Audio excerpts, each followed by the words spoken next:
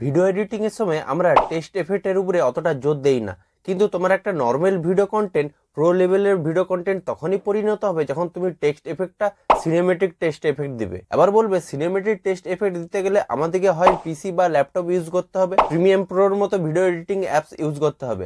এটা সম্পূর্ণ ভুল ধারণা।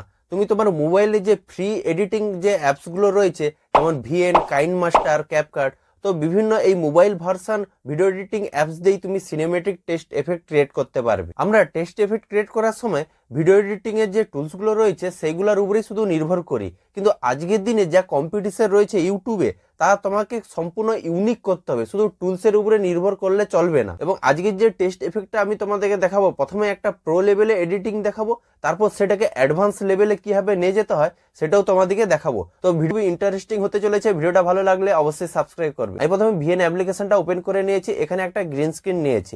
এখানে চাইলে তোমরা অন্য স্ক্রিনও ব্যবহার করতে পারো। গ্রিন স্ক্রিন নেওয়ার কারণ হচ্ছে তুমি এই টেক্সটটাকে তুমি বিভিন্ন কন্টেন্টে ইউজ করতে পারবে। তো এই টেক্সট অপশানে যাওয়ার পর আমি ধরো এখানে লিখে দিলাম এডিটিং, তারপর এটাকে কি করব, কাট করব।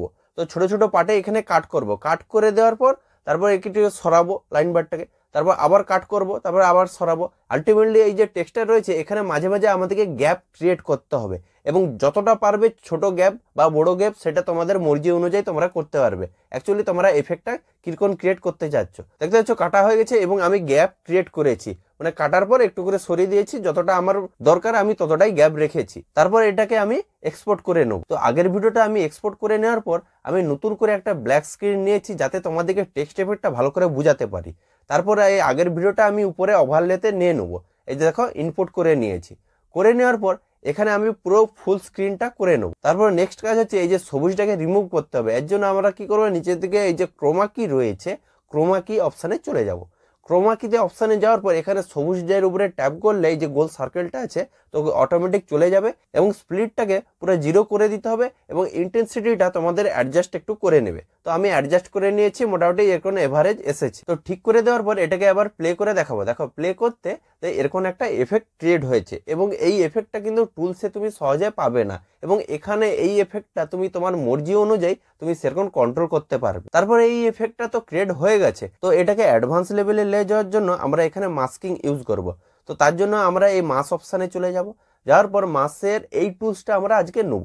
নিয়ে নেওয়ার পর এই দেখো এটা ভার্টিক্যালি আছে, এটা প্রথমে আমরা হরাইজন্টাল করে নেব, এবং দুটো যে লাইন দেখতে পাচ্ছ দুটো লাইনের গ্যাপ আমরা ছোট করে দেব, কারণ যাতে প্রতিটা ওয়ার্ডের মাপে সেই গ্যাপটা হয়। তো প্রথমে দেখতে পাচ্ছ এডিটিং এর ইটা শুধু বোঝা যাচ্ছে, বাকিগুলো কিন্তু বোঝা যাচ্ছে না।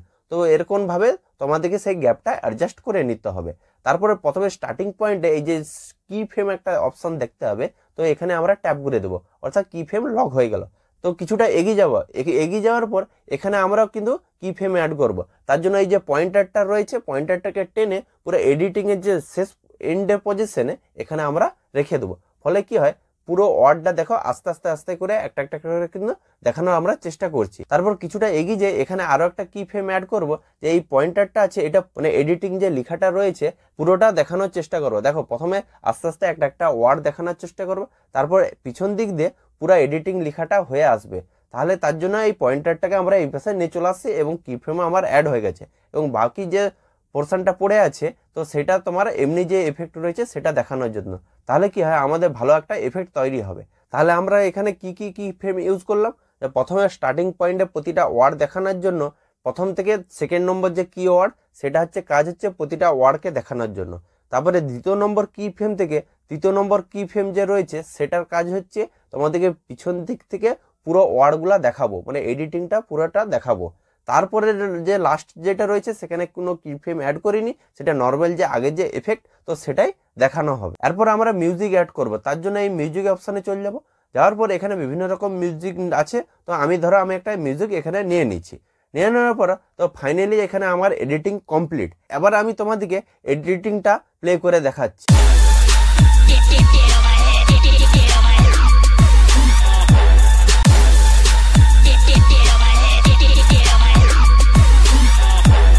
এবার দেখতে হলে যে টেক্সট এফেক্ট ক্রিয়েট করার জন্য আমাদেরকে টুলসের উপরে আর ডিপেন্ড করতে হবে না, আমরা মোবাইল দিয়েই এই সিনেমেটিক এফেক্টগুলো ক্রিয়েট করতে পারবো, যেগুলো প্রো ভার্সন অর্থাৎ বড় বড় যে সফটওয়্যারগুলো রয়েছে তো সেইগুলোর কাজ এই মোবাইল দিয়েই তোমরা করে নিতে পারবে। তো ভিডিওটা কেমন লেগেছে অবশ্যই কমেন্ট করে বলবে এবং ভালো লাগলে সাবস্ক্রাইব করবে। এরকম ইউনিক এডিটিং ভিডিও তোমাদের জন্য এনে থাকি।